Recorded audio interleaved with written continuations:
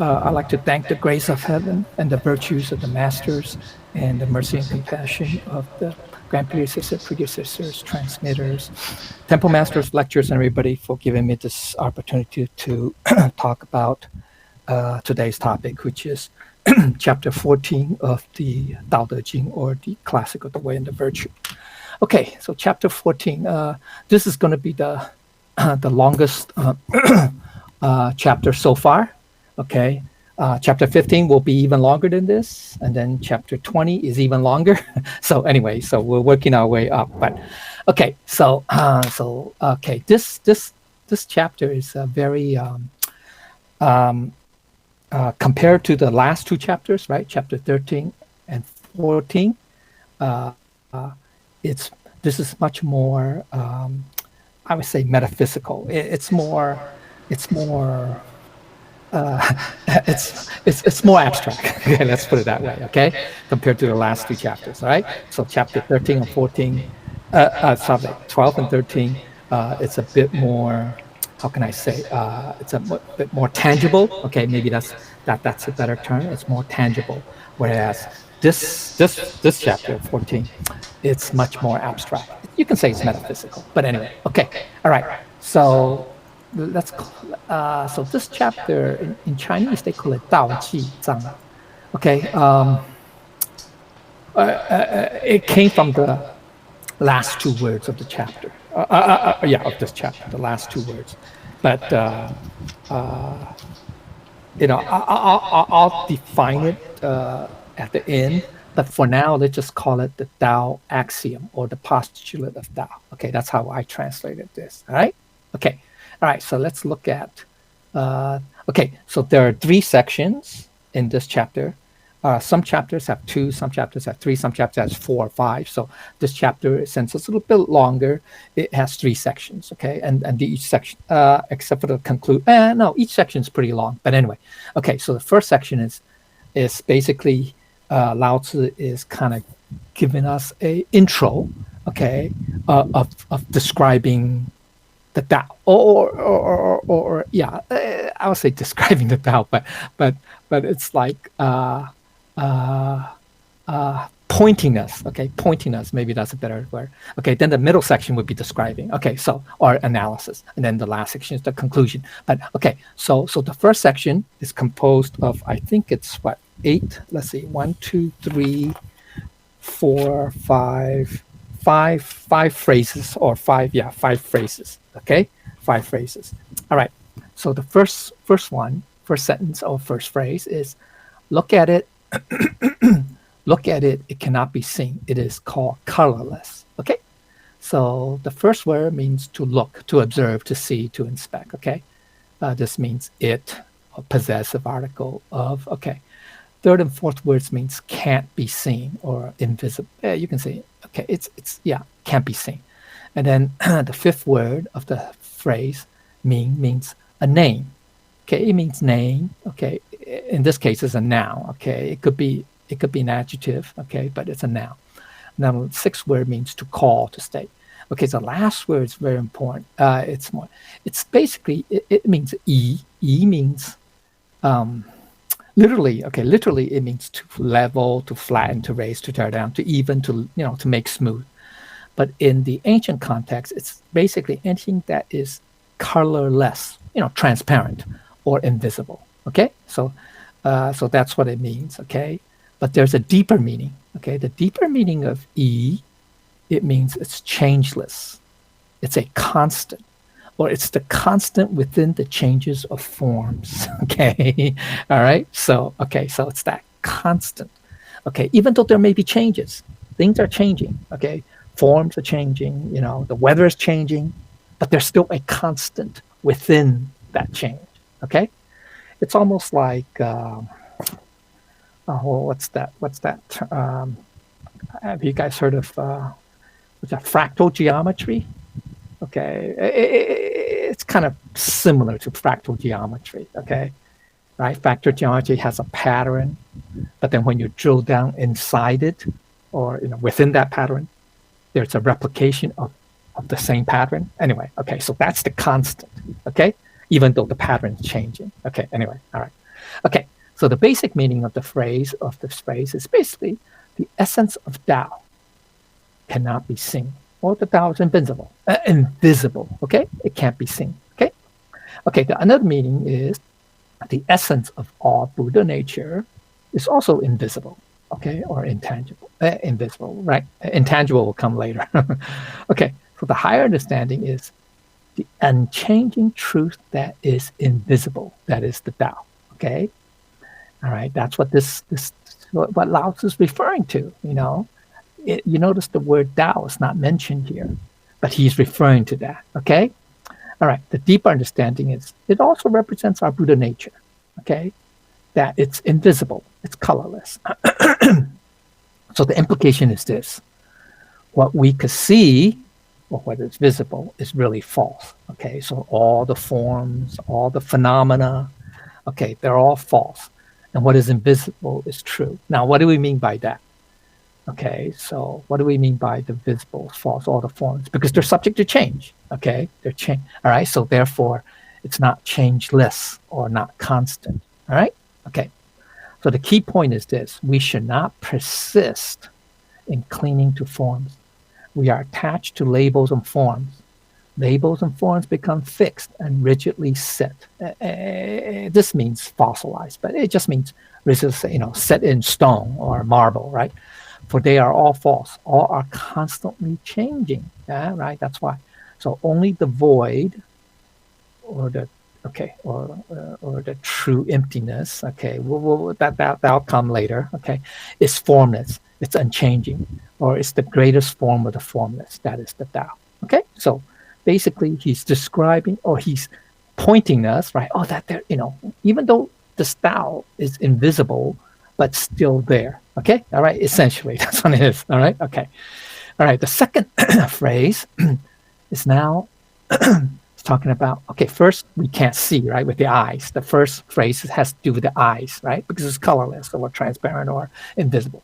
Second has to do with our ears. Okay, so basically you listen to it, you try to listen to the Tao, it cannot be heard. It is called the soundless. Okay, it is called soundless. Okay, so this first word means to hear, to listen. Okay, second word, it's also the same meaning. I mean, it just means not to be able to hear, or not heard, or noiseless or soundless. It could be a noun, okay, not just a verb, okay, but a noun, okay.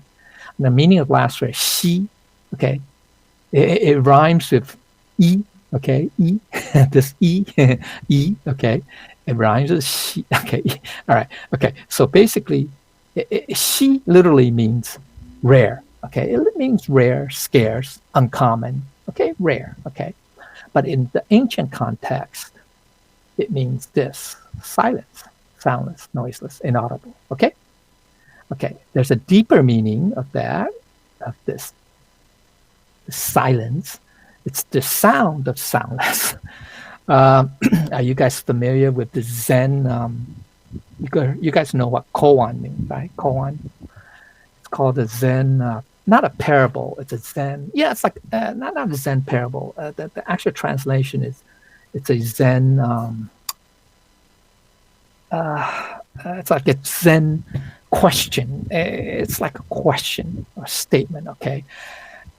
Actually, it's a Zen statement that's not based on logic, or that you can't use logic to analyze. Okay, that's really it, technically it means. Okay, so there's a Zen statement, or koan. We call it koan, gong'an. That's gong'an. That's in Chinese.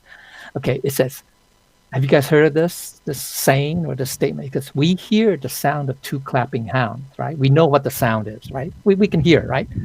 Two clapping hands, right? We hear what's the sound. But what is the sound of one hand clapping? Well, what is the sound of one? People will say, "Oh, use logic." There's no sound because one hand, technically, or you can say, not technically, but by definition, cannot clap. Okay, one hand, one palm cannot clap, right? I mean, by definition, right? I mean, you need two hands to clap, or you need two things to clap, right? Okay. So basically, what this Zen koan is trying to tell us that sound of one hand clapping or the sound of the soundless is real. It's true. It does exist. Okay, just like something that's colorless or invisible. So you can call it the true stillness. Okay. All right. Okay. So all right. Okay. So that's for your food for thought. Okay. But the basic meaning of this phrase is basically the essence of Tao or the Buddha nature is inaudible, noiseless, and silent. Okay. Another way of looking at or interpreting is the Tao is not a voice in your head. It does not say anything. So I know a lot of people, Tao cultivators, say, "Oh yeah, I practice. I practice. You know, I say meditation. Okay, something like meditation. Okay, being still. Right. Do not let go of all karmic affinities, and do not let a single thought arise. Okay, we'll get that a little bit later, but in the analysis. But so then they say, oh, I reached a level, I kept practicing over time. And then one day or one night, I hear a voice. It's like the voice of my Buddha nature. Well, that's not true. That means you've gone you head in the wrong direction. Okay, that's not true. Okay, the Tao does not, a lot of people say, oh, we have those, we see in cartoons, right? You have one angel and one devil on your shoulders, right? One represents, your conscience or the goodness. The other represents the bad, right? The evil, right? And then they would constantly, encourage you. Or the good angel would say, oh, you got to do this, you got to do good thing. Then the bad guy says, who cares? Just pursue what you like. Do whatever you feel good. Stuff like that. Well, that's just our human nature, okay? The voice, that's not, some people say, oh, that's the voice of conscience or et cetera, okay? It's not, okay? The Tao, or our Buddha nature, does not speak to us. It automatically knows what to do, and it'll just, if you let it, which we'll get to the analysis later, if you let it just manifest, our Buddha nature manifest, you'll automatically think and say automatically without having to go through those steps of saying, okay, I'm going to give you a voice, I'm going to use a voice to tell you what you should think or what you should say or what you should do. Understand? Okay, that's not it. Okay, that's going through our cognitive process. Okay. The 5 skandhas, remember the 5th skandhas? That's the consciousness. Okay, that's either the 6th or 7th consciousness. Subconscious. Okay, that's all at play there. That's not the Buddha nature. Okay, so it's very important. All right. Okay, so whenever you hear people say, "Oh, I have an epiphany and I have a voice," I hear a voice. Well, that's not their Buddha nature talking to them. Okay. Buddha nature doesn't need to give you a voice. Understand? It bypasses all this cognitive process. So it may be true that they have an epiphany, they have a realization, okay, but maybe the way they went about describing it is wrong, is off the mark, by saying that, oh, I heard a voice, blah, blah, blah, okay? Then that's not the correct, okay? All right, so that's very important, okay? All right. So the deeper understanding is Buddha nature does not have a sound for us to hear, okay? It's very important, okay? Because why is that? Very simple. Let's go to Bellevue Hospital, right? That's where they have a well-renowned psychiatric ward. Well, I bet you there are a lot of patients in there who hear voices. I bet you there are, okay? So does that mean that that's their Buddha nature speaking to them? Obviously not. Make sense? Okay? All right? So if you go to Bellevue Hospital, go visit the psychiatric ward, and you're going to see a lot of patients who will hear voices. Okay? So if we say, okay, the Buddha nature has a voice that tells us or whatever, okay, then those those patients are hearing the Buddha nature then, right? Right? So that's wrong, obviously, right? Okay, so this is very important, okay?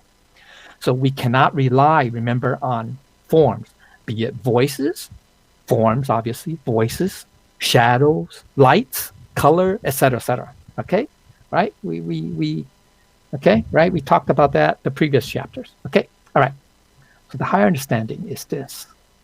Ooh, this is even better. This is even higher level. What we cannot hear is the essence of Tao. Okay?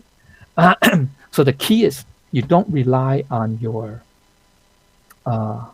hearing faculty. Now, there is the hearing portal, right? That's the method to, you can say, to realize or literally, quote unquote, see, quote unquote, your Buddha nature. Okay? That's the 耳观圆通, right? That's the that means the penetration of our original nature by the ear portal, okay. Portal, P-O-R. Yeah, the root. Yeah, and the root. That's right. Okay, the root. Okay, but that's you're borrowing a form, i.e., our ear portal or ear or the ear faculty, to try to reach or arrive at or realize at our Buddha nature, our formless, soundless Buddha nature. Okay, that's just a method. Okay, but it's not the sound itself. That is okay. That is the Buddha nature. Okay, all right. Same thing. We could use our eyes, right? Siddhartha, Gautama Buddha, Siddhartha became enlightened when he was meditating, right? He was being still, right? He cleared his mind of all thoughts, all affinities, etc., all consciousness, if you will. And what happened? His eyes happened to see it was a full moon. It happened to be a full moon that night. What's that? A falling star, a comet, or whatever, meteor, comet. And then he clicked. He realized, oh, it's not my eye consciousness, right? Or his sixth sense, his sixth consciousness that saw that comet or meteor, but it was his what? True nature or Buddha nature that saw it, okay? Through using his eye faculty or eye consciousness, okay? All right, so all right, okay, so that's, okay, so the implication is this: when truly practicing letting go of all karmic affinities and letting a single thought arise, what we hear is silence, the sound of silence. Remember that song? Well, it's before most people's time, but I think there's a song called "The Sound of Silence," right? Yeah. Simon and Garfunkel. Yeah, that's it. Yeah, Simon Garfunkel. Yeah, that's a very, very, very good song. Okay, anyway, but it's before most people's time. It's probably like what, 40 years ago. Most of you, 40, almost 50 years ago. So anyway, all right. So what we hear is silence. So we hear something. It's called silence. Okay, which is soundless, no sound. Okay, the sound of silence. Okay, so the key point is this: what we cannot hear is the essence of our Buddha nature. But when our minds are completely calm and still, what is left is the deafening sound of silence, i.e. true stillness. Okay, this is in, and I'll talk about it later in the analysis section, the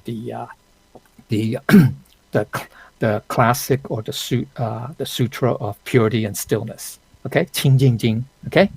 That's okay. So it's a deafening sound. Okay. So when everything's silent, so quiet, so silent, it seems like it's loud. Okay. Yeah, right. It's deafening. Okay. All right. Okay. So that's the true stillness. Okay. So basically, this is something. Okay. That's so the Buddha nature can't be heard. All right. Okay. But you can hear its silence. Okay. All right. Okay, so next is the grasping for it. It cannot be held. It is called formless. Okay, now we come to something that's tangibility, the tangibleness. Okay, so the first word "bo" means to grab, to seize, to touch. Okay, Third and fourth words means unable to get or obtain. Okay. Last word, wei. Okay, wei literally means minute, tiny, slight, abstruse, profound, subtle, imperceptible. But in ancient context, it just means anything that's invisible. Sorry, not invisible, intangible, that you can't grasp. Okay. All right. But there's a deeper meaning of wei, which is the formless great void, or the form of the formless, or the true form of the formless. Okay. Which is our Buddha nature. Okay. Buddha nature, the essence, if you will. Okay. All right. So the basic meaning of this phrase is what we cannot grasp has no form. The Tao is formless, and it's very subtle. See, subtle. It's not obvious, right? Because it has no. Why? Why is it subtle? Because it has no form, no sound, and it's invisible, right? Okay. So those are the three, you can say, attributes of the Tao, right? Okay. So another meaning is that our Buddha nature is formless. Pretty obvious, right? Okay. All right. Okay. Hey, you guys can all hear me loud, right? Yes. Okay, good. Okay. Okay, so the deeper understanding, the Tao is not an object that can be seen, heard, or touched, right? The invisibility, right? The soundless or the silence, and the formless, right? Okay. So that's three attributes, okay? The higher understanding is the Tao, the Buddha nature is the true form. I don't know why I have this over here. Okay, it's a true form of the formless, okay? And the implication is that our Buddha nature is eternal or permanent and unchanging, okay? Qian bian, that means changing. That means it's always changing, okay? So it's unchanging, okay? Our Buddha nature is eternal. Okay, these are part of the quality, right? One of the one of the qualities of the four nirvana virtues, right? Right, the four nirvana virtues, right? We talked about that before, right? Okay. All right. So the key point is this: our Buddha nature is eternal. It's changeless because it is formless, but within the formless, within the formless, there is. So the formless is like a void, you can say that, right? There's a kind of clear self-awareness nature that we can sense when practicing letting go of all karmic anarya, okay? So that means there is a constant, right? There's some kind of, we say, essence within this void, within this formless. Get it? Okay? So that's what it is, all right? So these are the three attributes. It's formless, it's soundless, and it's colorless or invisible, okay? So now comes the the conclusion of this intro section, okay? All right, okay. Next phrase, these three cannot be completely unraveled or okay, well, okay, then let's, okay, this means this, okay, that's the first word. The second, third words literally means three person or three things, but it means the three attributes from the above three lines, which is the invisible, the soundless, and the formless, okay, from the first three phrases, okay, above. And the fourth and fifth means not be able to, cannot.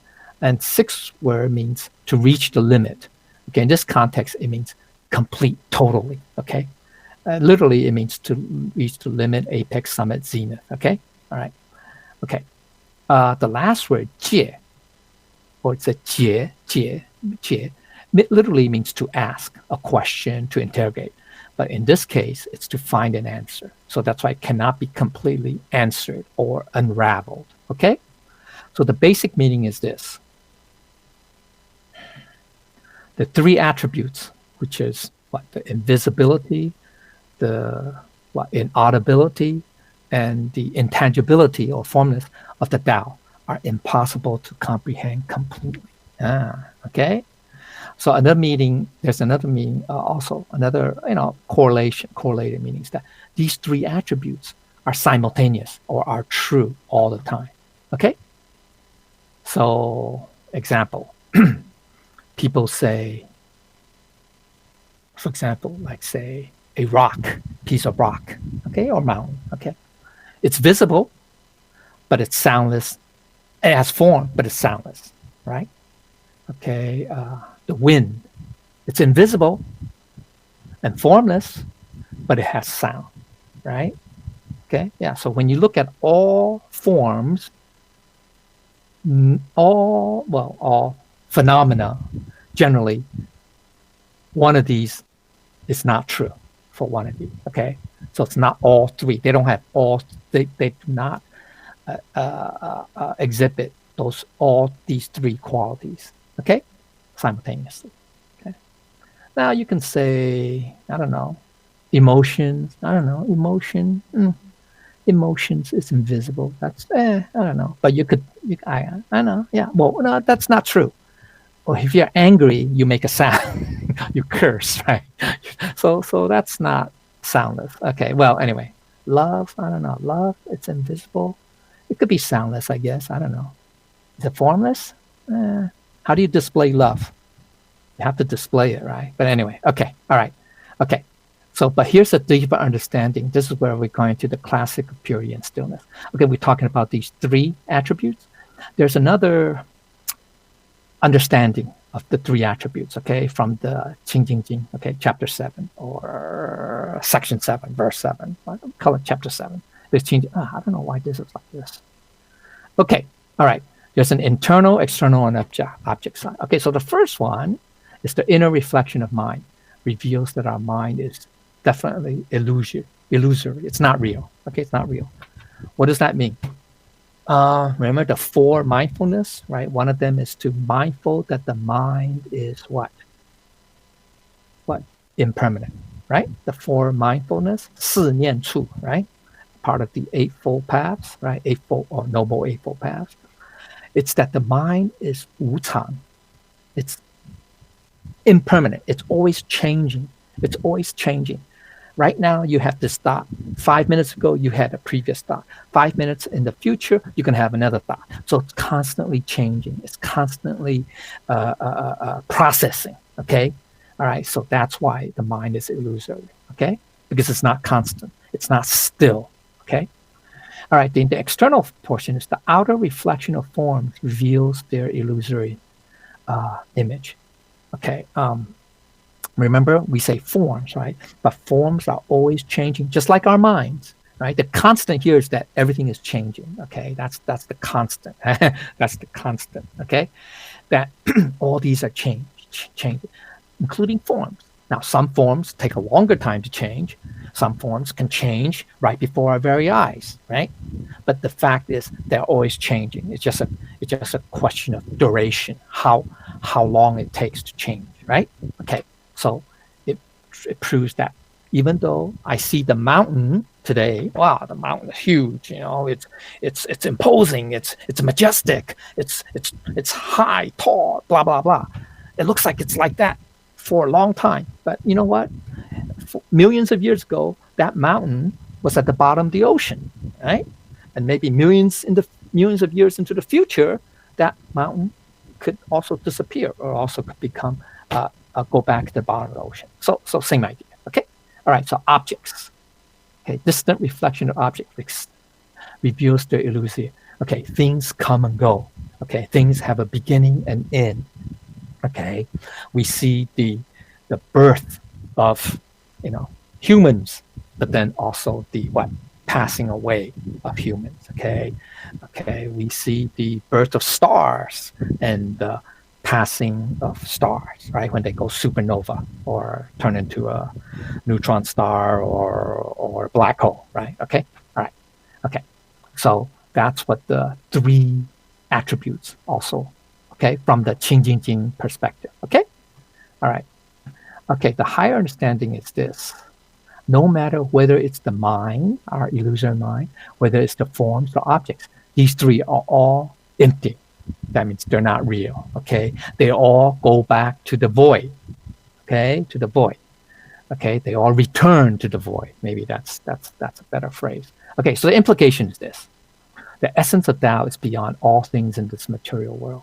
Although the Tao is invisible, soundless, formless, we are still able to actually realize how marvelous it is and let us truly experience it. So that's why when we talk about this Tao or Buddha nature, we all say, you cannot just read a book or watch a video or or listen to an audio tape and say, oh, I realized the Tao.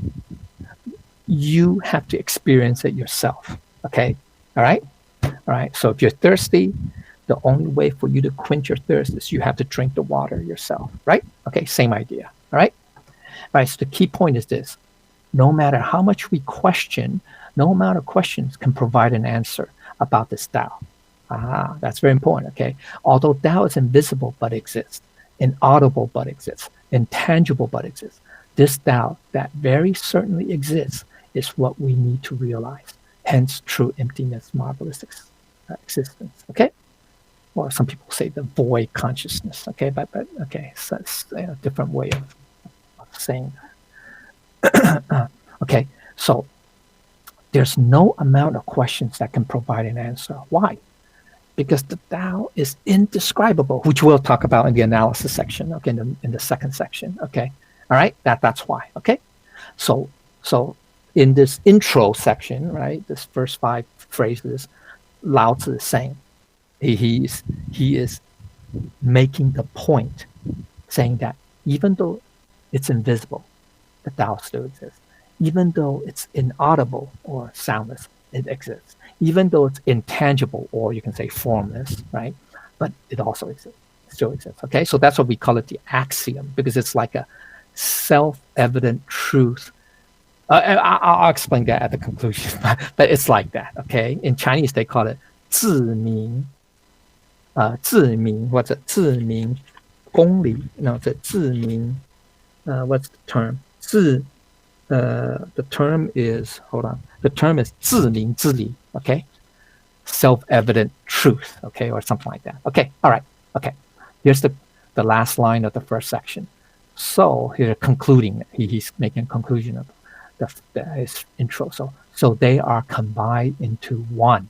Okay, so he's saying the 3 cannot be completely unraveled or answered. Okay. All right. No matter how many questions we ask, or how much we research or experiment, etc., to try to analyze this Tao or prove the Tao, okay, or whatever, okay, it's still unanswerable. Okay, but so they are combined into one. Okay, so gu means hence. Okay, so hun means to combine, to mingle, to mix. It can mean confused, but anyway. Okay, so it just means to combine, to mix. Means with, in order that. Okay, wei yi. Okay, because of yi. Okay, the last word is very important. Wei means oneness. Okay, so the basic meaning of this phrase is that it's coming right after this fourth phrase, right, which is saying that these 3 attributes are integrated as one, combined, integrated. Okay, integrated. Okay, not separated, integrated. Okay, so the other meaning is this: the 3 attributes of Tao, that it's invisible, right, changeless, constant, inaudible, true stillness, intangible, true form of the form, are inseparable as one. Okay, you don't separate them. Okay, you can't separate these qualities. Okay, there's a deeper meaning of the one, right? This phrase is going to come. It's already come up like a couple times in the previous chapters. Okay, I think chapter 4 or 5 is the first one, and then later on, I think chapter 10 talks about it too. Okay, so the one is the Tao. If you know the one, then you realize everything's completed, achieved, and concluded, already reached the goal. Okay, we talked about that in the first phrase of chapter 10. Okay, of the mystic virtue chapter. Okay, the higher understanding is that the one represents the Tao, where we know, the one can expand to form a circle, which transforms into the void or true emptiness, encompassing everything where nothing is beyond it, which is the original state, the primordial state, we call it. Okay, then you can cut the circle and stretch it straight into a line. It becomes the one, where then it becomes the supreme ultimate, where the supreme ultimate then becomes the Taiji, right? 2义变成太极, right? And then from the Taiji becomes the yin and yang, then yin and yang become the four 四象. I don't know how you translate 四象, but 4 phases or something, 4, and then then transforms into the trigram, the 8 trigrams. Okay, the 8 trigrams. Then they intermix and interweave and become the 64 hexagram. Okay, so all right, so that's how it becomes. Okay, then the one essence disperses to all things. Okay, the one. Remember, I say permeates, disperses to everything. Okay, and lastly, all things return to this one essence. Okay, so that's what the one, okay, the represent. Okay, another understanding of the one is also resting the essence of our eternal Buddha nature. Okay, all right. The implication is this: it's to realize this one is to already realize the root or source, the beginning, the source. You can say the source, or the source of all things. Okay. Which is the void, really. It's already to know the origin. So all things are already achieved and completed. Okay, so that's what it means. If you know the one, okay, or you have the one, we say have the one, okay, have the one. Okay, so the deeper understanding of this one disperses to all things. It's originally the one permeates all myriad things. Okay, it permeates. 观传 means to penetrate. It penetrate thoroughly. Okay, to penetrate thoroughly through. Okay, so it permeates. Okay, all living, all things. Okay, all things, all myriad things. So everything is permeated or penetrated through all phenomena. Each and everything has the Tao, whether it's objects, matters, or people. Everything has the Tao. Very interesting. Okay, so that's the original state. Okay, that's the original. Okay, so similar to the mutual identity and mutual interpenetration of all things and principles. That's these two basic concepts of Avatamsaka Sutra, Huayan Jing. Okay, it's called mutual identity and mutual interpenetration of everything, of all things. Okay, but that's, so it's like saying, okay, I don't want to go poetic. It's like say, 世间看着世界在一粒沙, right? Remember the first line of the poem by William Blake? To see a world in a grain of sand, right? 看着世界在一粒沙, right? To see a world in a grain of sand. You get it? So one grain of sand is the same as the whole world, the whole universe.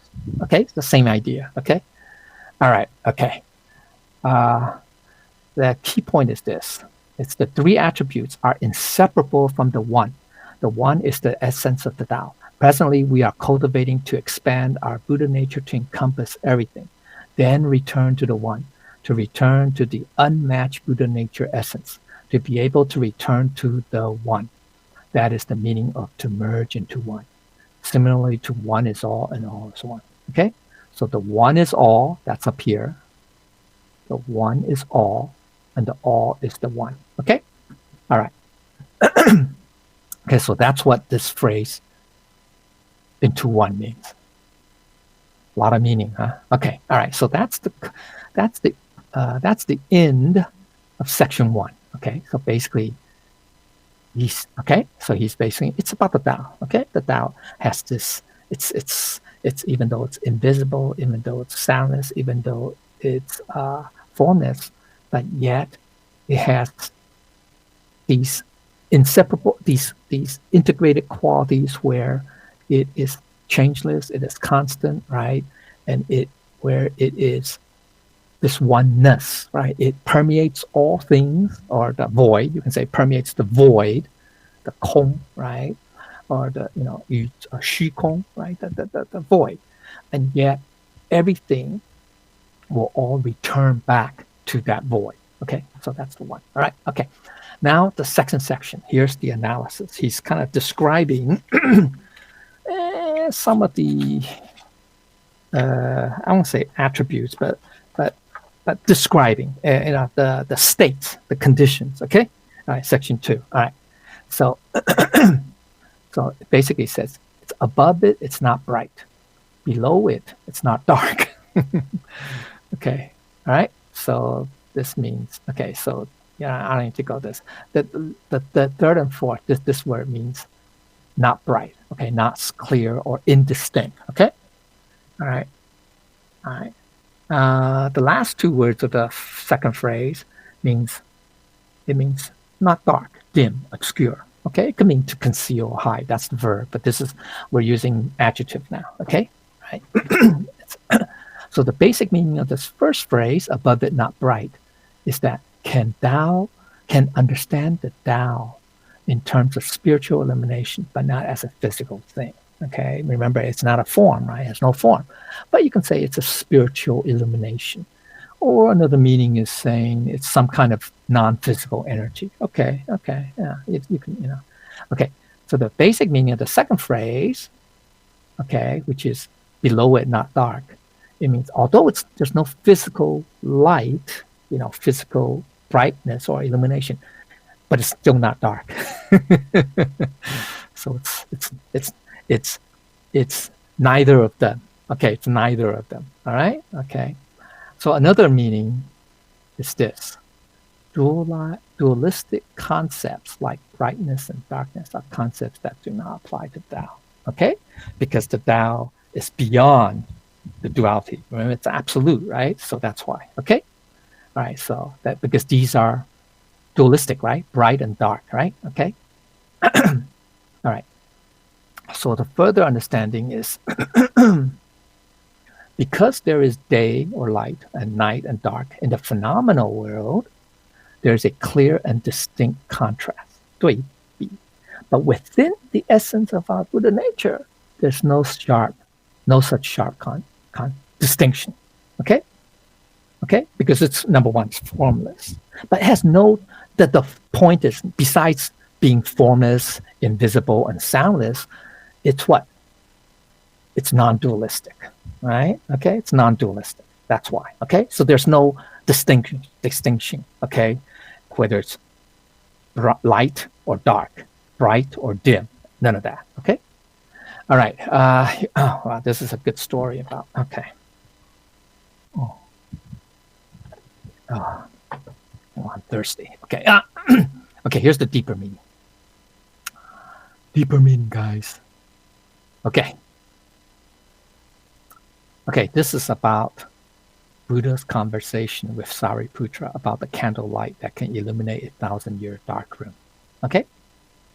There's a very famous story, right? You guys probably all heard about it, right? All right.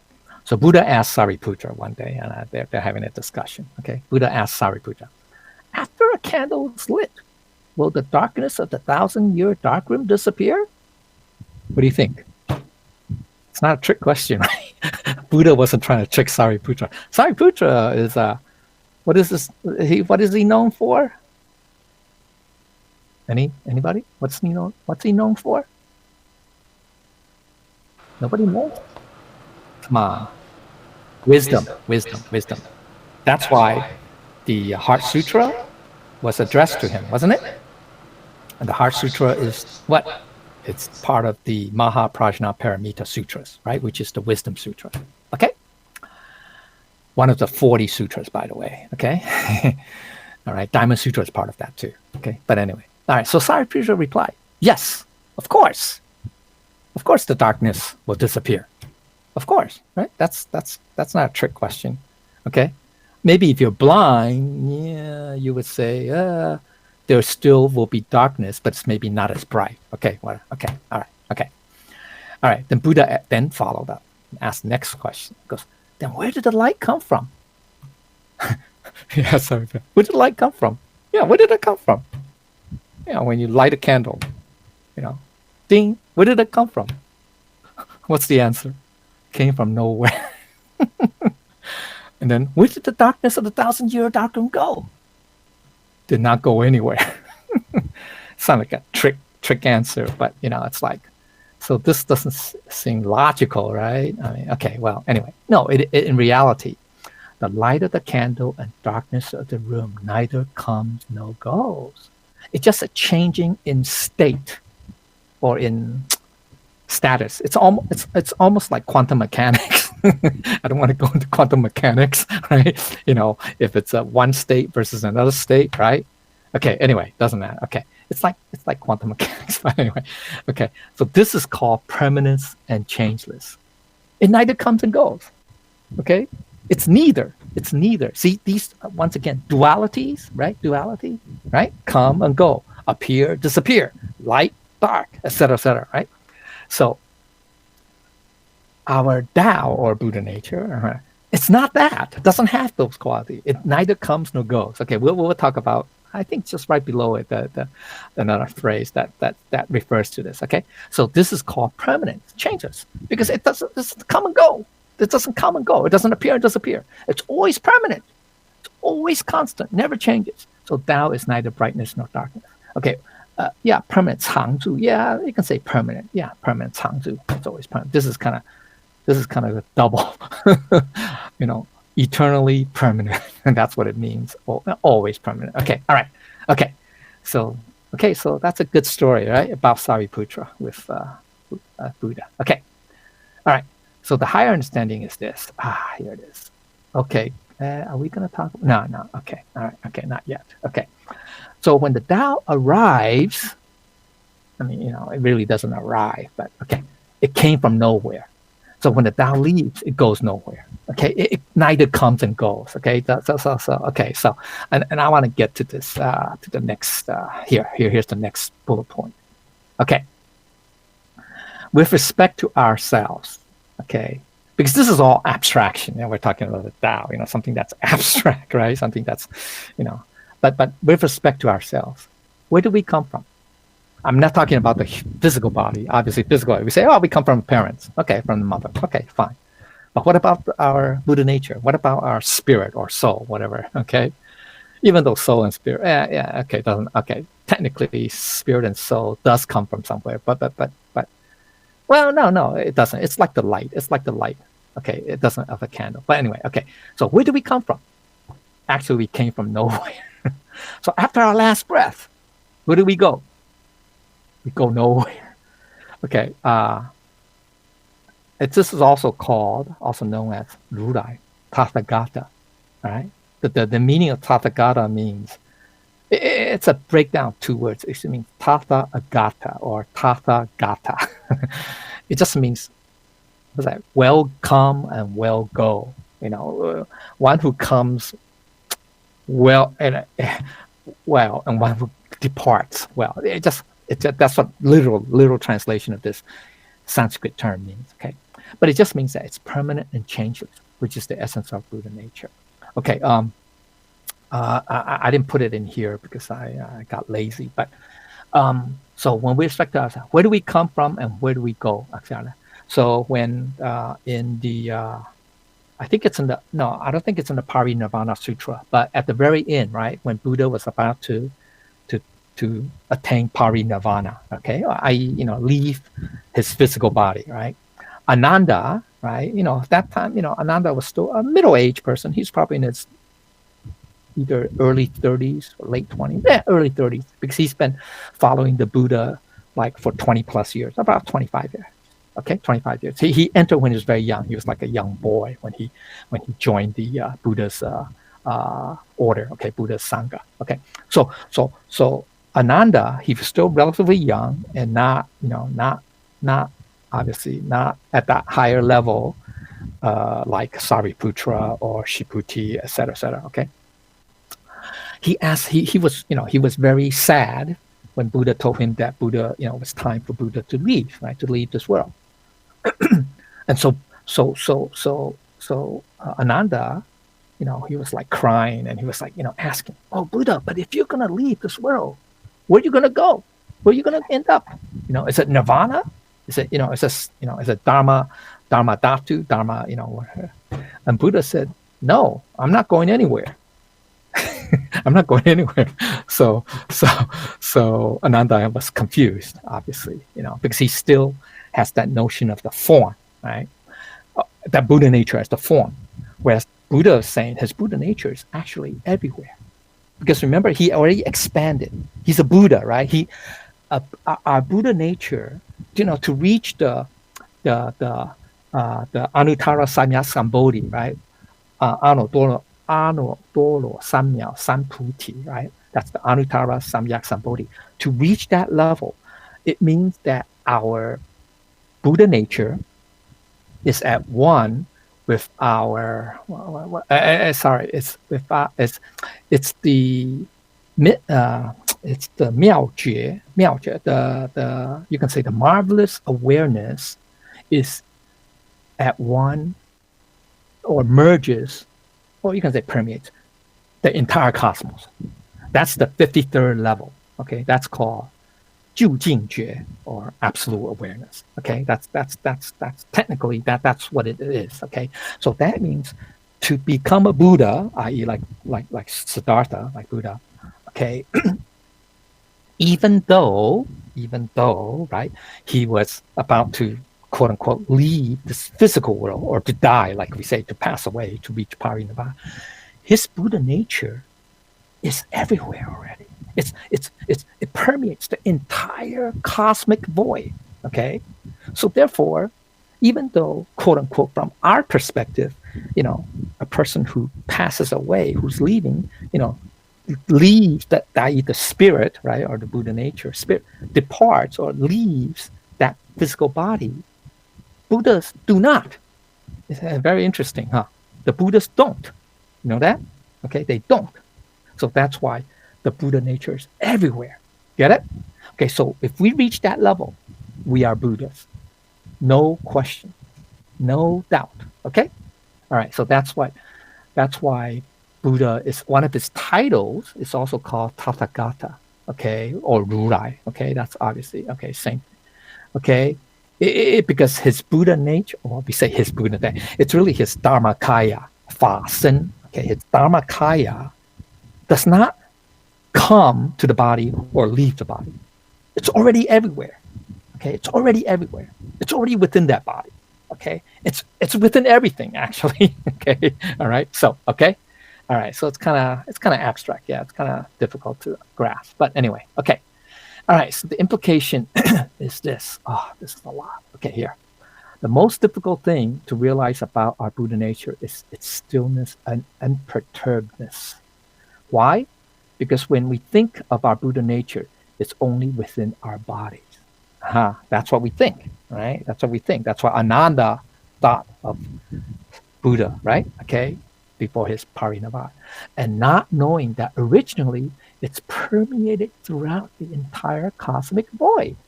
Okay, it's everywhere, but nowhere because it's not one specific location. Okay, it's all one. Remember, we don't parse it. We don't divvy it up. Right. Once we divvy things up, this entire cosmos is one.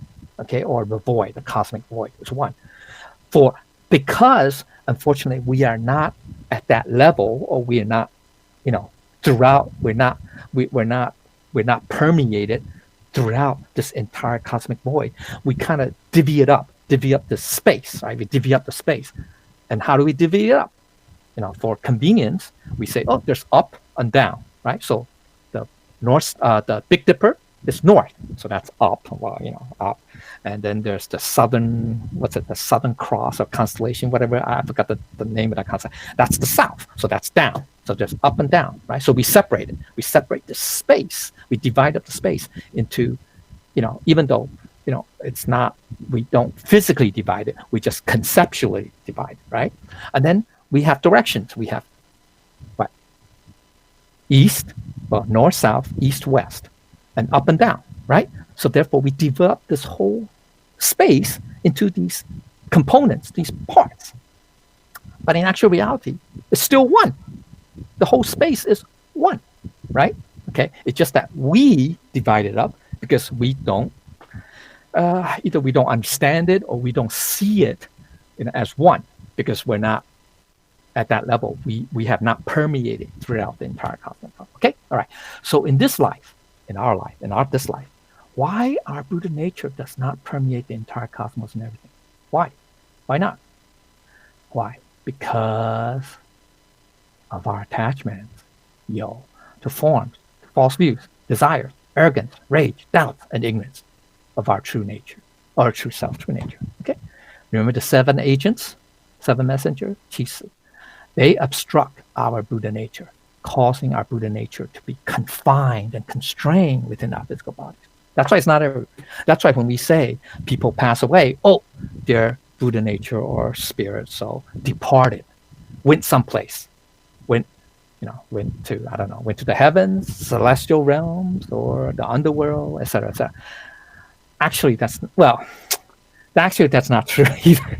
Okay, it's not the Buddha nature. It's only their soul or spirit. Okay, all right. Okay, so but I don't want to go into that technical detail. We talked about that in chapter 10, right? Chapter 10 on the mystic virtues. Okay, we introduced a little bit about that in the first section. Okay, so you guys can review that. All right. Okay. All right. Okay. Actually, because of this, we have form, we have attachments. That's why we have a soul and a spirit. Because if we have no forms, and I mean including the celestial heaven, celestial realms, or the underworld realms, okay? If we don't have, if we're not in those realms, okay, we have no forms, right? Okay, we're not in those. We have no spirit and soul. You know that? We just have the Buddha nature. Okay, but anyway, that's another topic. Okay, we can talk about in detail. Okay, so the key point is this: our Buddha nature already permeates. Okay, 充塞整个, right? 充塞 permeates, penetrates throughout, fills up the entire cosmic void. So the entire void is our Buddha nature. It neither comes from nor goes to anywhere, because our Buddha nature is still and unperturbed, just like the Tao, which is neither bright nor dark. Okay, so it's unperturbed. That means it's what? Still, perfect, stillness, right? Remember that stillness, right? It's still and unperturbed. Okay, it's not moving. Okay, and you say it's not moving. Really, that's not a good description. But it's everywhere. So, and it's because it's still. Very important. Okay, all right. So very important. All right. Okay. So likewise, when we're still in this world, our minds, when our body and mind can be calm and settled, still unperturbed, you can say, then we can resolve all matters because we see everything clearly. Okay, but that's a separate. Okay, that's the consequence of our implication, or the key point that we can take away, the application side. Okay, all right. So now we're still going through the analysis. Okay, so this analysis section is long. I think it's 9 phrases. Okay, all right. So the next phrase he's talking about, he says, continuing endlessly cannot be named. Okay, 神神 means without end, continuous, endless. Okay, xi means, in this case, it's a comma. Okay, it has a meaningless word. It's a exclamatory particle. It's a particle. Okay, right. Last word means to be named, to name another. Okay, so the basic meaning is the ceaseless force or essence that allows for the continuous cycle of life and development that has no name or label. It's really the Tao. Okay, so let's just talk about the Tao. Another understanding, which is the Tao. Okay, the Tao is endless, continuous, ceaseless, has no name or label. Okay, remember chapter 1, right? Chapter 1, Guan Miao Zhang, right? Observing the Tao. Yeah, we say observing the Tao. Okay, second sentence. Okay, it's the Tao itself. It's just a label. Okay, right? Okay, 名可名. Okay, all right. Okay, so the deeper understanding is that the Tao predates everything. It predates everything. It predates the Big Bang, and even predates the pre-Big Bang, or it predates the, I don't know what the Asamkhya Kalpas. Okay, Asamkhya, it means countless cycles of countless Kalpas. Okay, 大劫. Okay, Maha Kalpas. Okay, it predates all of that. Okay, so it also must be beyond given names. Right? Okay, so the Tao precedes everything. Okay, it's actually timeless, but that's okay. So the implication is this: The marvelous Tao is nameless and labelless because it is beyond thoughts or words. It's unimaginable, 不可思议, and indescribable, 不可名状. Okay?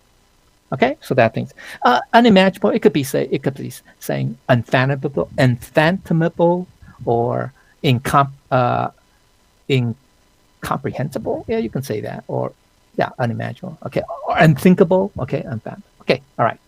Okay, so the key point is this: this indescribable Tao. Okay, describable or unfathomable Tao transcends all phenomena, objects, matters, etc. Okay, all right. So that's what it. Okay, all right. The next, where am I? The next phrase. Okay, so we're still in. Okay, so this is the first sentence of the second section still. Okay, all right. So the next phrase means it returns back into nothingness. Okay.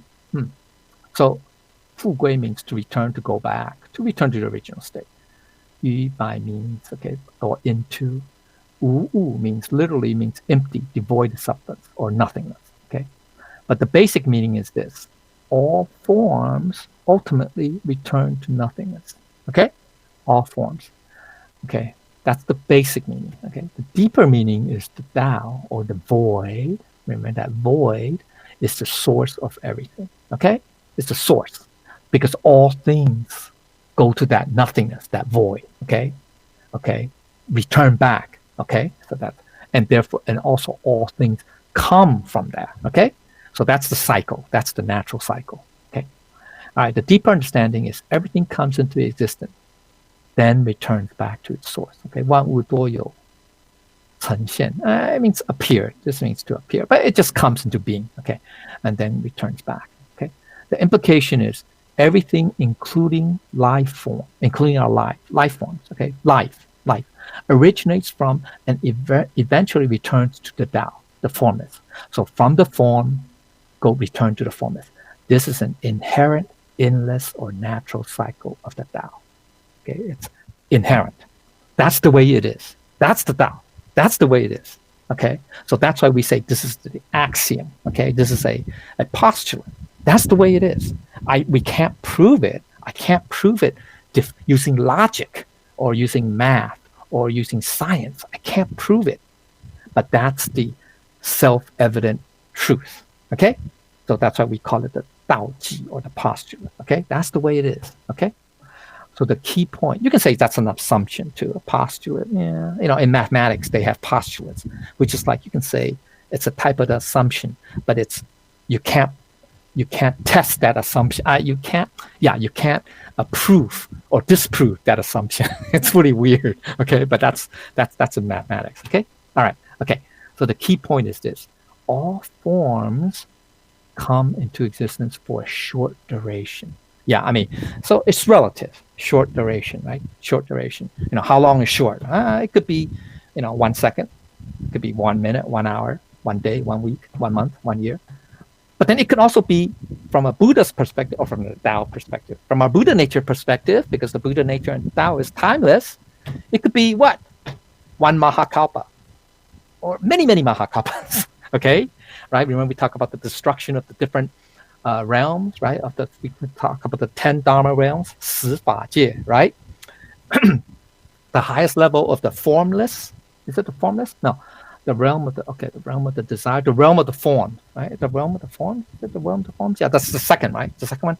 The highest level of that, one of the highest levels, is that they will be destroyed, or that realm, that world, that realm, will be destroyed after like 84 Mahakalpas. So from our perspective, that's still a short duration. Okay? And then return back, okay, to emptiness or void. But it's not a vacuum. Very important, okay? It's not a vacuum. It means that this void is not a vacuum. This void has everything. Okay, all right, interesting. Okay, all right, but we call it void because it's formless. Okay, all right, okay, all right, okay. Next sentence, next phrase of the analysis. This is called the form of the formless. Right? He's continuing from here. Right? What's this nothingness? What's this thing that cannot be named, and yet it returns to this void, right? Okay. It's called the form of the formless. Okay. So this means is called, is named. Okay, 无装 means formless, shapeless. Okay, 自装 means of the form, of the condition of, etc. Okay, so the basic meaning is this: everything that has a form and substance and material is a manifestation of formless now. Okay, everything that has a form and substance in this phenomenal world is a manifestation. You can say manifestation, yeah, or creation. Okay, all right, okay, of the formless now. Okay, another understanding. Oh, geez. All the tangibles, things that has a form, right, in this world, form, began as intangibles or formless in the mind. Okay, we are microcosms of Tao, so we also create things out of the formless, intangible ideas in mind. Okay, that's one meaning. Okay, another meaning is that everything, all the tangibles in the form, began as intangible of derived because of our Buddha nature. Our Buddha nature is the formless, right? Remember from the section 1, right? Okay, we talked about that. So everything from that comes forth from our Buddha nature. All tangibles therefore can come forth from our Buddha nature. Okay, that's the third line of the trisyllogism. Third line of the trisyllogism. Anybody know what trisyllogism is we're talking about? Right? You guys know what trisyllogism is? Right? No? Okay, here. Let's go to the very end, last. Okay, trisyllogism is 3 statements. Okay, it's okay. To see a mountain is a mountain. To see a river is a river. To see a mountain is not a mountain. To see a river is not a mountain. To see a mountain again is still a mountain. To see a river again. Okay, so this is the third statement. Okay, there's the first statement, second statement, and then the third statement. So what I'm talking about here is the third statement. Okay, if we see everything from our Buddha nature, then it's real. Okay, so that's the third statement, which is to see a mountain again from our Buddha nature, it is still a mountain. To see a river again from our Buddha, it's still a river. Okay, that's what I mean. All right. Okay, so that's the trisyllogism. Okay, all right. So the higher understanding is this: the self nature, which is the formless Buddha nature, can give rise to all dharmas, form. 自性能生万法. That is, one is all. All things or form are inseparable from the self nature, which is formless. 一切万法不离自性. That is, all is one. That's from the Platform Sutra, chapter 1. Okay? All right?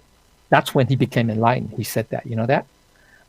Hui Neng, you know, the not yet 6th patriarch at that time.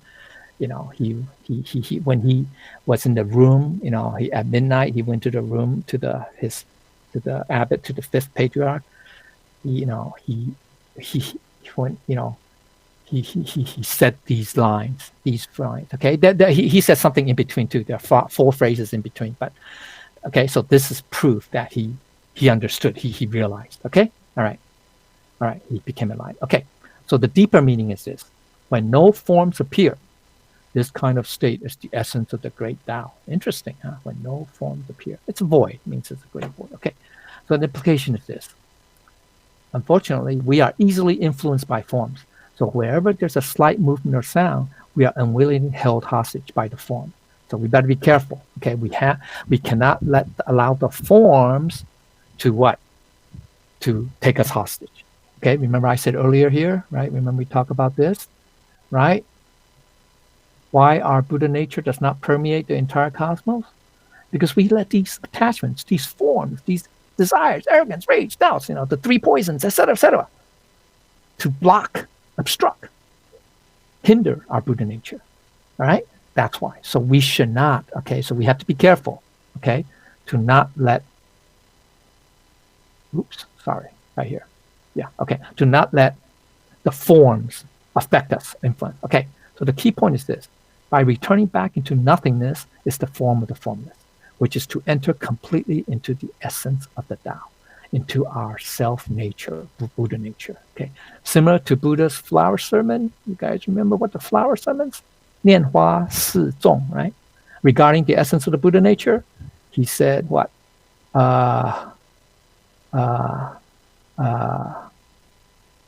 what's that? I possess the true Dharma I. Yeah, 我有 no, I'm trying to say it in Chinese. 我有我有真什么眼藏 right? 眼藏 I have the Dharma eye, right? I have the true Dharma eye, isn't that what he said, right? Something like that. The marvelous mind of Nirvana, right? The true form of the formless, right? 实相之相, right? Okay? All right. So he's basically talking about the Buddha nature, right? Right? You know, obviously Mahakasyapa, he was saying that to Mahakasyapa, okay? Because Mahakasyapa understood what the philosopher meant, okay? All right, okay. Okay, then the next sense. Oh man, I'm running out of time, huh? Okay.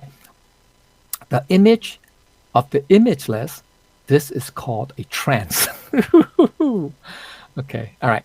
So 无相 means without form, without marks, okay? Imageless. Last one means the last word of the first phrase means appearance of, shape of, okay, image of, okay. So the basic meaning of the first phrase is the true form of the formless is also the image of the imageless. It's like kind of repeating, but it's kind of like a little subtle difference, okay. All right, okay, because they say form and image are not necessarily the same, okay. Supposedly form has, what was it? A form could have, yeah. Form is tangible, but an image may. No. Wait. Sorry. Form has. Let's see. One of them has a shape. The other one is shapeless. Okay, something like that. All right. Okay, it doesn't matter. Okay. Okay, but they're both related. They're related. Okay. All right. Okay. Then the second phrase. This is called a trance, right? Hu Huang, right? Hu Huang, right? Last two words. Hu Huang means. It literally means confused and clear, dim and blurry, faint and vague, but it really means trance-like state. You can say puzzling, trance-like state, okay? It's kind of like in between, I don't want to say conscious, subconscious. It's neither that, but it's like, I don't know, it's conscious, it's trance state conscious? I don't know, maybe it is, I don't know. I don't want to say something coma because that's totally different. Okay, coma doesn't mean that you have a flat line, right? Coma just means that you have no conscious awareness, right? I don't know about subconscious. I don't know if they can dream or not, but maybe, I don't know. Okay, doesn't matter. Okay, so the basic meaning of the second phrase is the image of the imageless state is trance-like, faint and vague. That's why I say, there's a difference between image and form. So form is something that has a, like you can say, like has a form, right? You can say it has like a shape, right? It has like a shape, it has a, defined shape or, stuff like that. Defined color, right? Defined shape, defined color, that type of thing. Whereas an image it's not defined. So it's like saying you see a shadow, or a X-ray, image. Okay, so that's like a shadow. So it's not well defined. It's kind of like vague, hazy, right? Blurred image, right? So that's the difference. Okay, so that's the distinction. Okay, so the image of the imageless state is a trance-like state because it's what? When you're in a trance, you're not fully conscious, right? You're not fully aware, right? I don't think you are anyway. I'm not so sure about subconscious. It may not be either, or it may not be completely. So it's like halfway in between, okay? Between conscious, subconscious, etc. Okay, so it's faint and vague, or so therefore it's trance-like. So that the image of the image that state is a trance. Okay, so this is what Lecturer Liu would like to say. He would like to say this. Because dozing off, okay, anybody dozing off here? Okay, anyway, all right, okay. Because when you're dozing off, okay, you're like in that trance-like state. Because why? When you're dozing off, it's like you're entering the sleep, right? The state of sleep, which is the state of what? I would say unconsciousness, right? Right?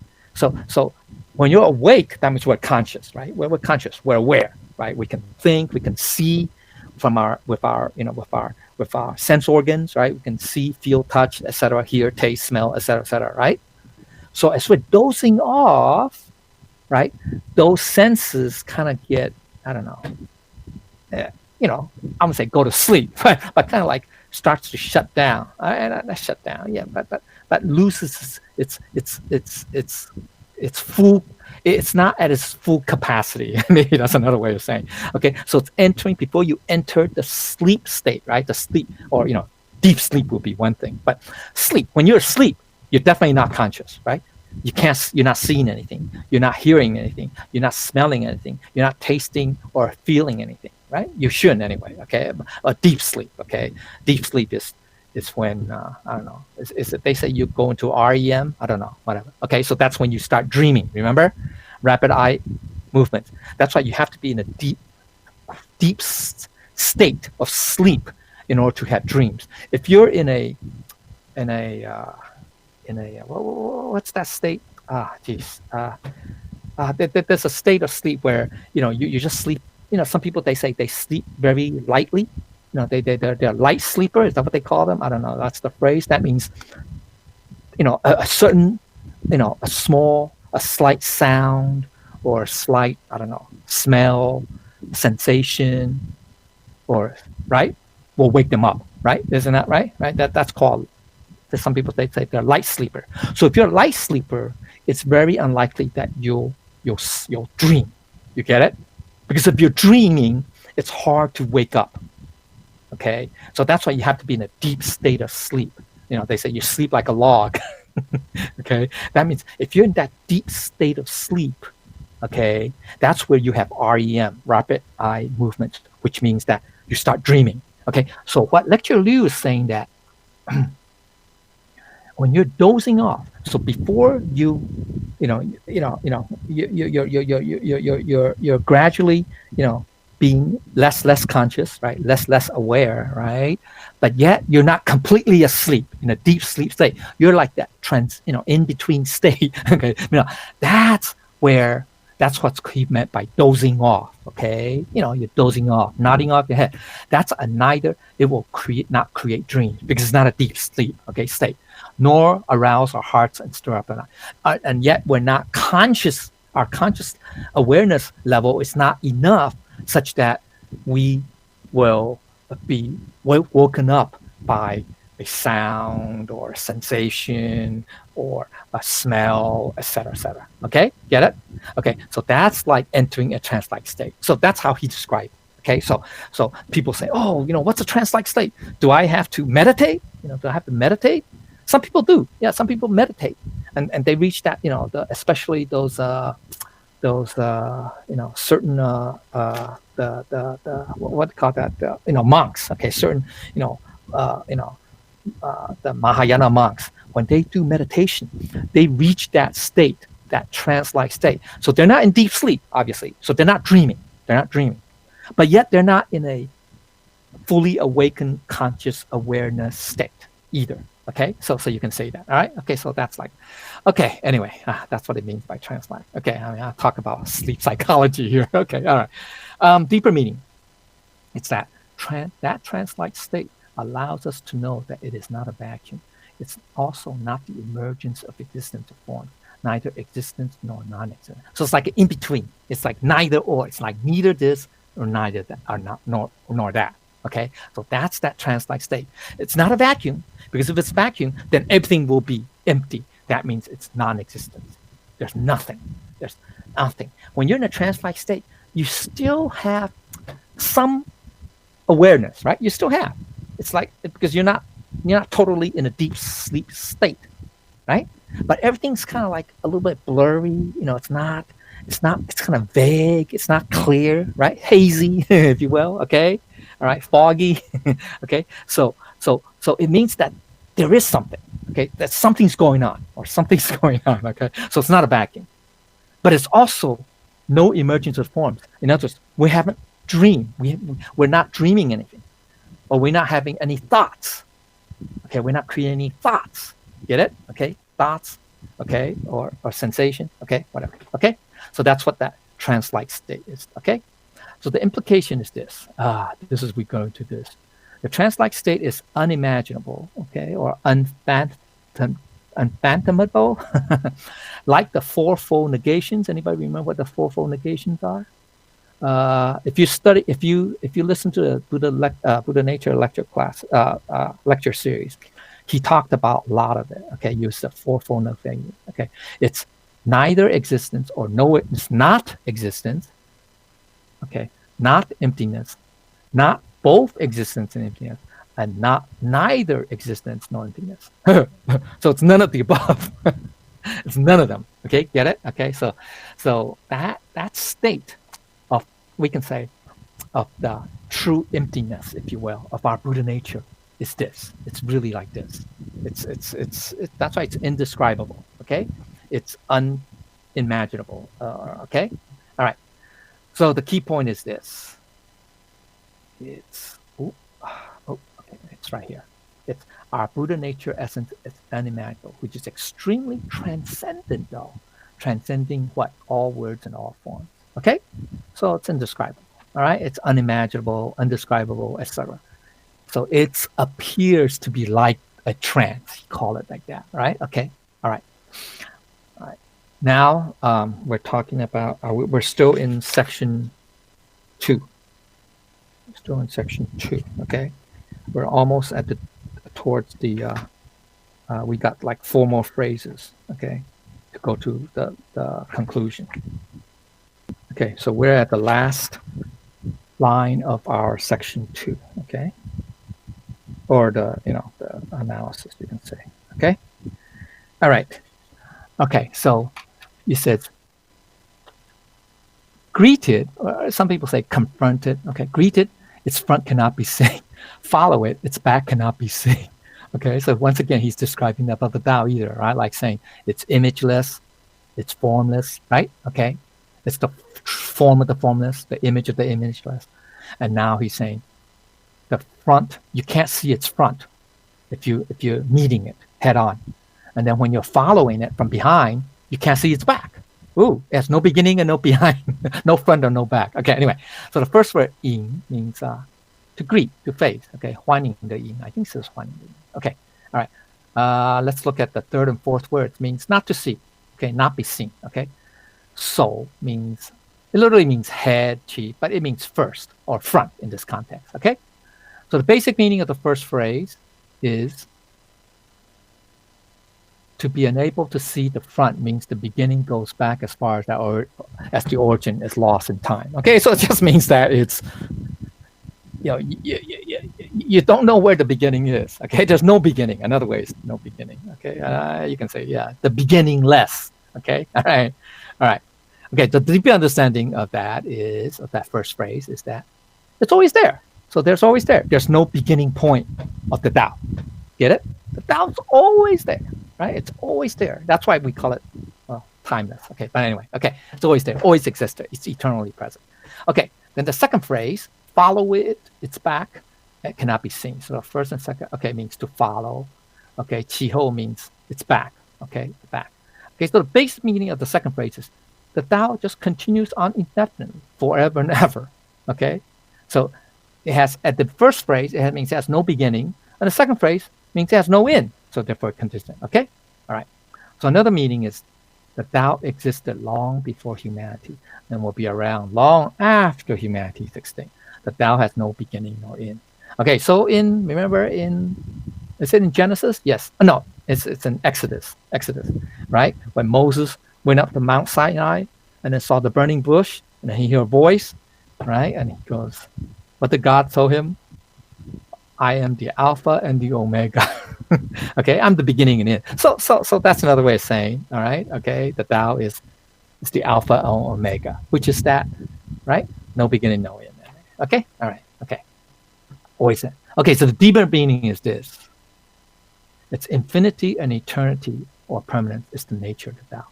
Infinity, this is what miao, right? Miao means infinity. Okay. Yeah. This is also from another phrase, from the last phrase in the William Blake's poem. You guys know that, right? To hold infinity in the palm of your hands and eternity in an hour. Okay, so he's like, because he was in a different state of mind when he said those words, or when he composed that poem or whatever. Okay, all right, to 什么执着秒在手掌，right? 执着手 to hold eternity in the palm of your hand. Okay, that's the translation, right? 执着秒在手掌。And let's see, and hold hold eternity in an hour. 好像执着永恒在一小时 or something like that. Okay, all right, that's the translation. Okay, or in Chinese. Okay, so the beam is inversion. Okay, so that's the nature of the Tao. Okay, all right. So the implication is this kind of Tao state, we say, okay, that's infinite, that's eternal, no front and back, no beginning and end, right? Timeless, is omnipresent. It's always there. It's always present. It's always around. Okay, it's ubiquitous. Ubiquitous. You know what that means, right? It means everywhere. It means everywhere. Okay, and it's universal. Okay, and timeless. 永恒. Okay. Now, we're talking about that's the grand scope, okay, scheme. But within us, there is the same thing, okay? That eternal, that self-nature is that's the true I, the true me, the true you. That's the eternal consciousness. Okay, that's the self-nature. Okay, the Buddha nature. So the key point is the Buddha nature is essence everywhere. Okay. 无所不在. This is double negative. It means not nowhere. So it's everywhere. It's ubiquitous. It's universal. It's omnipresent. Okay? All right. So that's the conclusion of the middle section 2, which is the, he's analysis. He's describing. You can say, right? Describing. Oh, something that's this Tao that's invisible, that's soundless, and that's formless, yet it has these type of qualities or traits. Okay, all right. Okay, now we come to the conclusion, which is the last 4 phrases. Yeah. Okay. All right. Okay. So okay, wield the Tao of the ancients to manage the existence of today. Okay. So basically, the first word 自 means to grasp. Okay, it could also mean to observe, to maintain. Okay, it just means to hold, to keep. Okay, okay. Gu of the first phrase means ancient, old, antiquity. Okay. Okay. So 以御经之有. Okay. So the second word of the second phrase means to manage, to control, to govern, etc. Okay.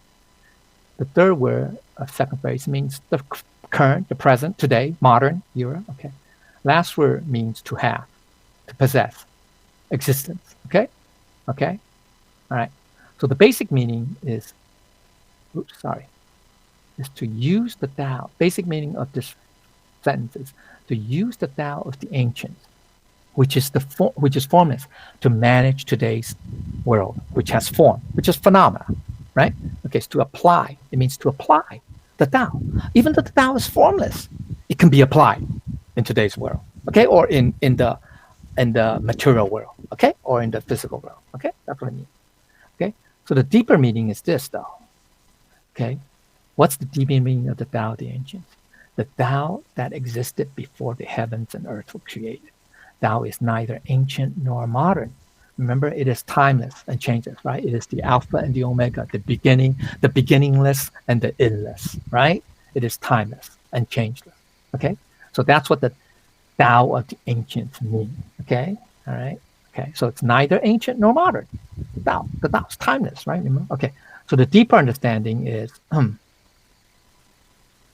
we can use the formless, nameless Tao that is before the creation of the heaven and earth to manage all the forms in existence today. It has its application. It has its endless applications. In previous chapters, I think we talked, it's a chapter 7. No, chapter 7, selfless. I think it's chapter 5. Chapter 5 is one example. Okay, we talk about the manifestations or the applications. And then the chapter 10 talk about the mystic virtues, which are application. Okay, all right, okay, of the Tao. Okay, so implication. By applying the Tao of the ancients, everything will not deviate. Okay, will not what? Deviate from the Tao. Okay, or when we are practicing, applying the Tao, when we are, you know, uh, uh, uh, uh, cultivating the Tao, we won't what? Deviate from our Buddha nature. Okay, all right, okay, in our action, in our thoughts, words, and actions. Okay, all right. So the key point is using the Tao that existed before heaven and earth were created to manage matters is the most ideal, obviously, right? It's the most ideal. It's the best. You can say it's the best way. Okay. Why is that? So why is that? I didn't list the reasons why. Well, number one, it won't create karma. Okay. It won't create karma. It won't go against our conscience, our Buddha nature. Okay. It won't create karma. So what is it that causes us? What is the primary? You can say the primary cause or reason of why we come into existence in the first place. Right? The reason is it has to do with causality, right? 因果, right? I.e. karma, right? So now that's not to say that you cannot come into existence without a without any karma, not due to karma. Many examples would be the Buddhas, or the Bodhisattvas, that they come into being into this material world, not because of their karma, but because of their vows, right? They made a vows, right? That they want to save sentient beings, etc., right? To spread the Tao, to spread the teaching, the Dharma, etc., right? Then that's not because of karma. That's because they have a vow, right? Okay, they do that. But I would say 99% of us, of sentient beings, or by definition, sentient beings, who come into this world, it's driven by karma. Okay? So by karma, it's what forces us to come into this existence as well. So how do we then therefore not create karma? Then we have to what? Do things according to the Tao or to our Buddha nature. Okay?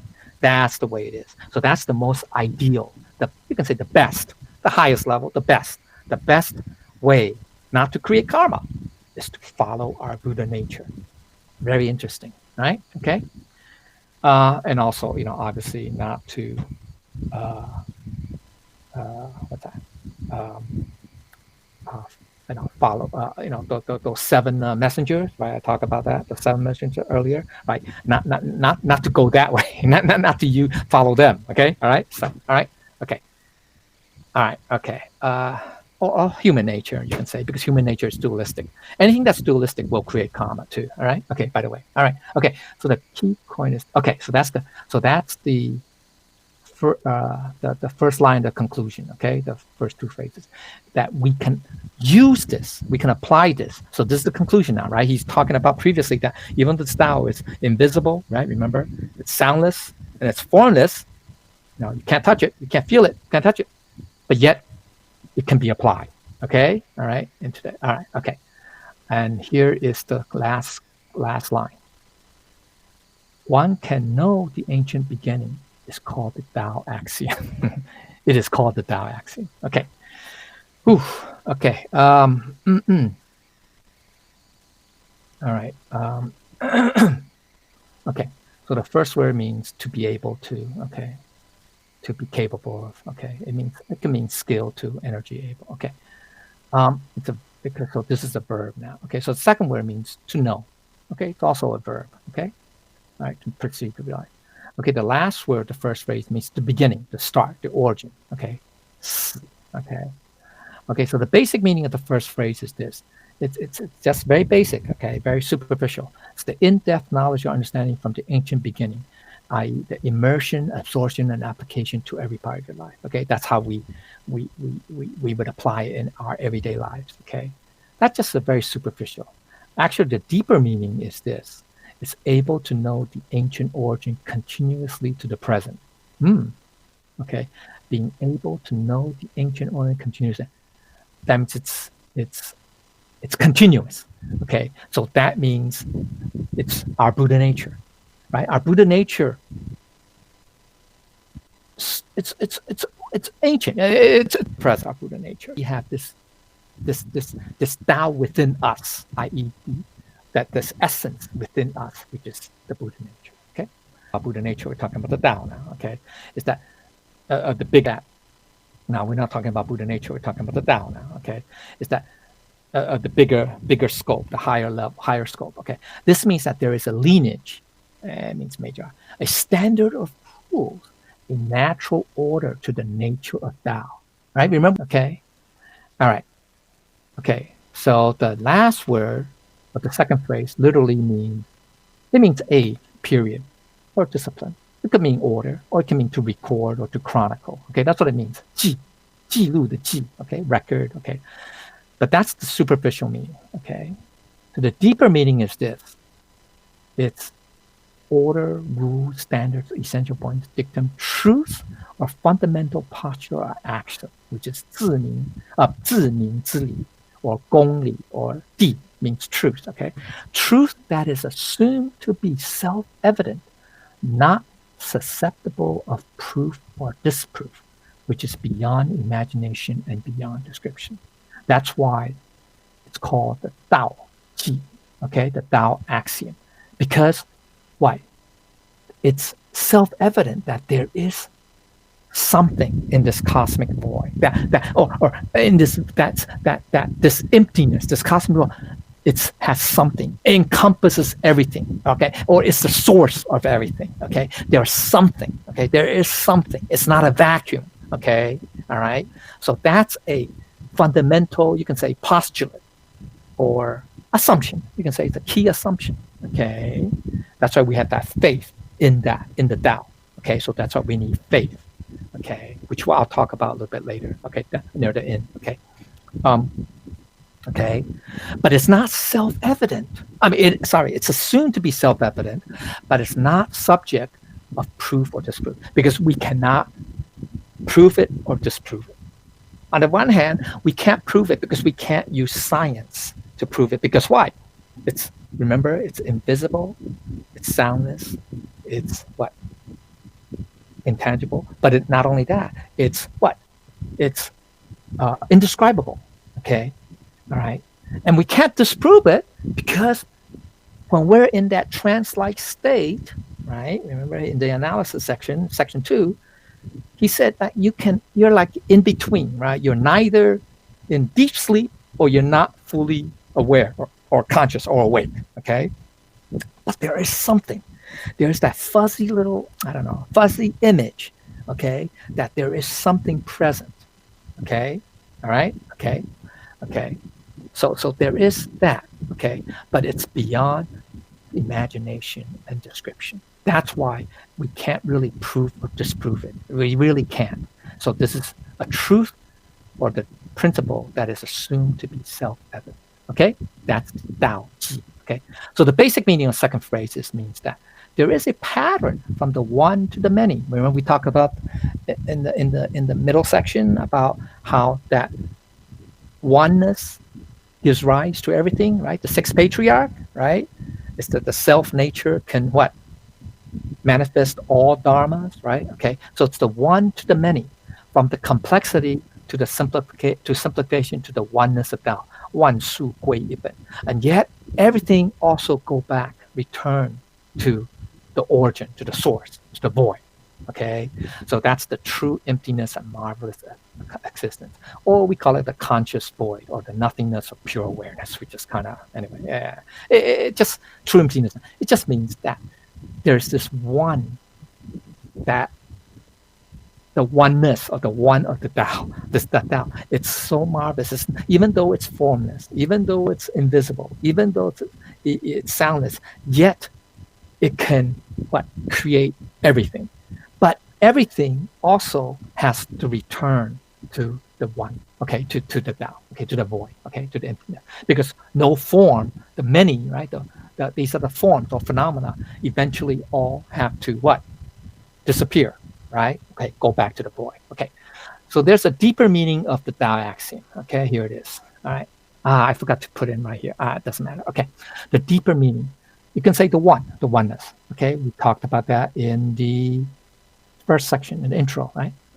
Or the one truth axiom that reveals all other principles of truth, right? It's that one that gives rise to everything. Okay. That's what the I Ching would talk about. The I Ching was saying that. Okay. The Book of Changes talk about this one. Okay, then it splits into two, right? And then two, et cetera, and then to everything, right? Okay, so that's the same. Or the one force that underlies all other forces. So, I mean, the analogy here would be present day cosmologists, physicists, who are trying to come up with this grand unified field theory, which means to unify all the forces of nature into one, into one force. Okay, okay, all right, okay. So they're now currently using standard model of the string theory, is it, or something? Oh no, that's there are two variations. But anyway, that's technical stuff. We don't need to get into that. But that's the analogy. Okay, all right. In the physical, world. Okay, so it's real. I mean, so it's real. So physicists are attempting to do that. Okay, but anyway, but they can never get there. Okay, number one. All right. Okay, that's a fact.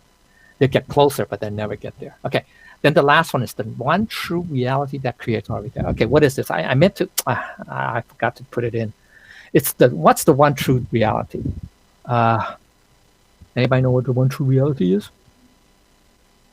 Oh, sorry. I don't like this. Where is it? Where is it? Okay, hold on. It's in the threes, okay? It's called the threes, okay? It's called the Sansen. Anybody know what the Dharma Dhatu. Sansen is? Yeah, anybody know what that is? Yeah, Dharma, or Dharma Dhatu. Yeah, Dharma Dhatu. It's in the, I have it in here someplace. I forgot to type it in, sorry, but okay. There is Sansen, okay, the Dharmakaya, okay? But the Dharmakaya is in the Dharma Dhatu state. Okay, so I think I have Dharma Dhatu here someplace. I just have to, in the glossary. It's someplace in the back, I think. I don't have a separate, oh God, all this. By the way, this is the latest, okay? It's 33 pages, right? You guys all have it? Tai, do they all have it? Okay, the Dharma Dhatu is, where is it? Okay, where is it? Geez. Sorry. I have it here someplace. Let's see. Okay, hold on. No. No. It just means, is it here? No. It just means it's the true reality. It's that state, remember, of, here. 究竟. Yeah, it's called 究竟. Okay, you can say 究竟.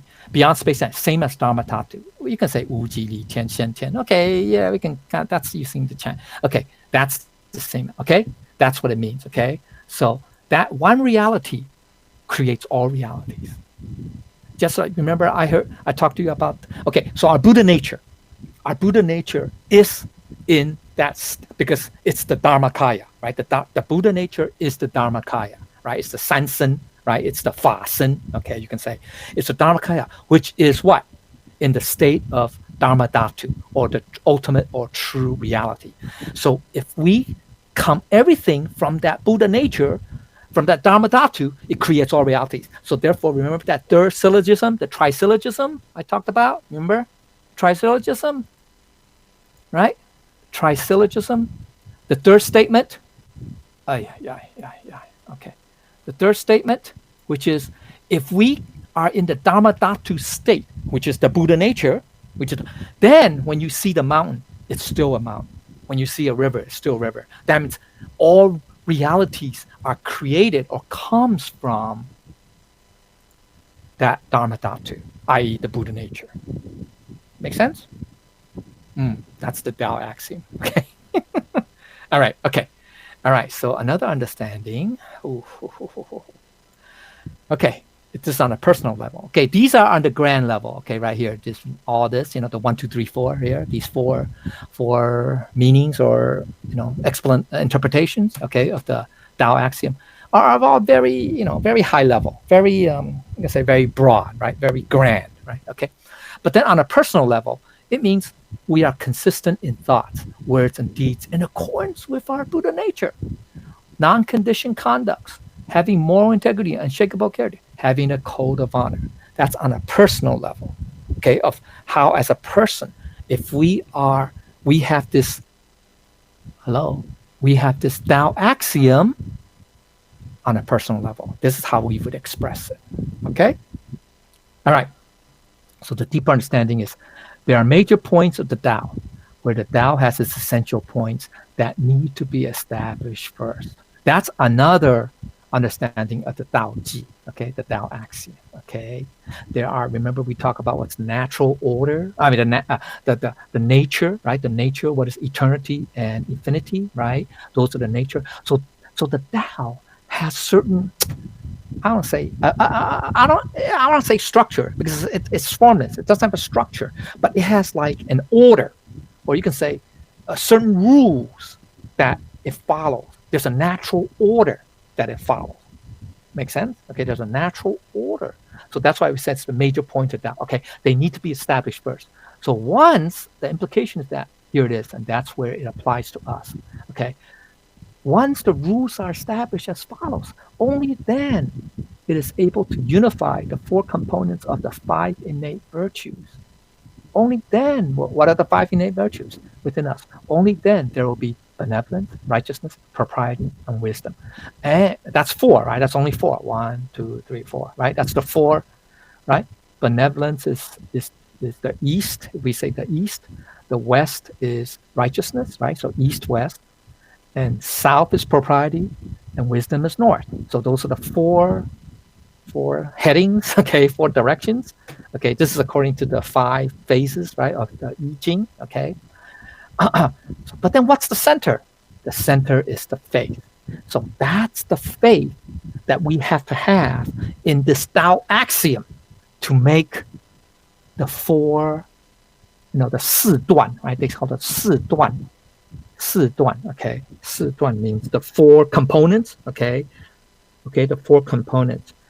Okay, 兼万善, that means to unify, to unite, to simultaneously, okay, it means to unify, okay, all the goodness, all good things, everything good, okay, all right. So what unifies? It's the faith, okay, the faith, okay, it's the faith in the center, okay. So it's like, okay, so those of you who remember the Confucian, the 5, what we call this, the what, 5 constants or 5 innate virtues, right? 5 constants, okay. So what's in the center? Faith or trust. You can say trust, but it also means faith, okay. All right, so are we near the end? Yeah, I'm almost time. Okay, so the key point is this: in our cultivation of the Tao, we will not deviate and we will not diverge if we can firmly grasp Tao axiom. Okay? All right, make sense? All right, okay, so that's what's meant by the Tao axiom, okay? It has many meanings, okay? Like all this and also within us, okay? All right, because don't forget, these qualities or these constants are innate, are within us. You can say it's the manifestation of our Buddha nature. You can say that. You can say that. It's the way our Buddha nature would follow, right? You could say that. Okay. All right. So that's the Tao axiom too. Okay. All right. Okay. So that's to the appendix, means the 4 propositions. Okay. Our existence, non-existence, both non. Okay. So it can get very tricky. Okay. Then because this also can mean. This also has another meaning, okay? Neither existence, okay, also has another meaning, which is down here, okay, which is down here.